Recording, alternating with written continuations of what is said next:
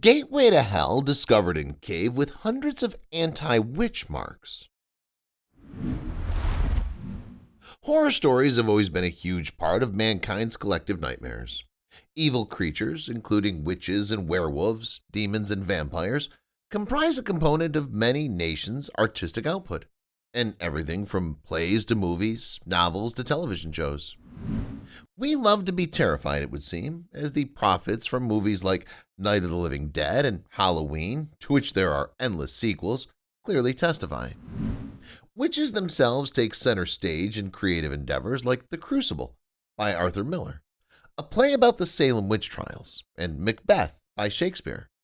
Yes, if it were not for our love of being scared silly, novelists like Stephen King would be out of a job.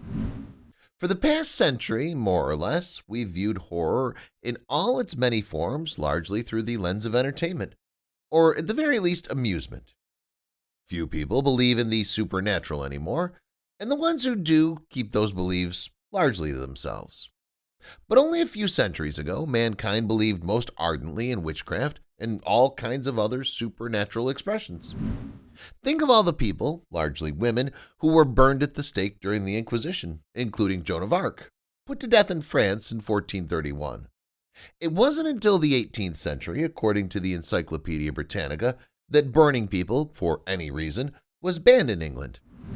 Thinking back on all those times when people were feared for having different beliefs, different looks, or even just family feuds, it's not surprising that folks took their efforts to ward off evil very seriously. And those efforts included markings, often on doorways and roofs, that were expected to inhibit a ghoul's intentions, rather like holding a cross up to a vampire keeps it at bay, as happens in Bram Stoker's Dracula. Recently, just such markings were found in a cave in England's East Midlands, in the village of Cruisewell. The markings have been hiding in plain sight, so to speak, as it was only about 2 years ago that officials from the Creswell Trust, which governs matters concerning the cave, realized what the pictures really were and that they're hugely important.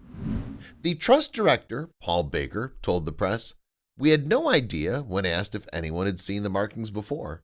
Can you imagine how stupid we felt? Until now, the Trust had told people that there was little to see in Creswell's cave but some Victorian graffiti."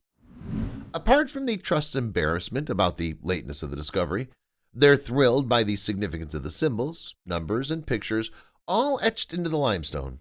Tantalizing though the drawings are, people cannot simply get down on their tummies, crawl in, and take a look, at least not right now. It's not accessible to the public for the time being because of coronavirus lockdown measures, but eventually it will open once again. These are not the only ancient symbols found drawn in a Creswell cave.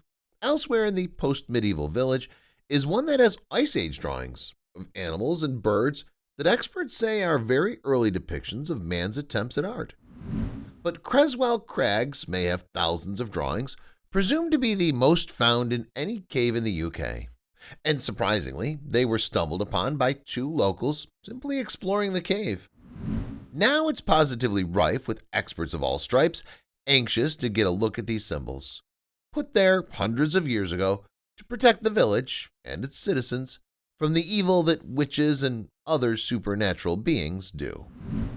Baker suggested that visitors of a new sort may now begin arriving at the village to see the place where England's oldest cave marks were made, and the village they were intended to protect against witches and the spells and sorcery in which they engaged.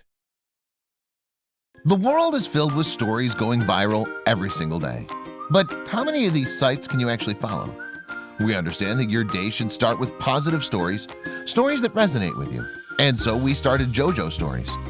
Our mission is to create meaningful stories that cover everything from animals to anthropology, history to environment and lifestyle. The kind of content you read on our site will be one you'll want to share with your family and friends. We hope you'll join our growing family and be part of our community. Welcome to Jojo Stories, jojostories.com.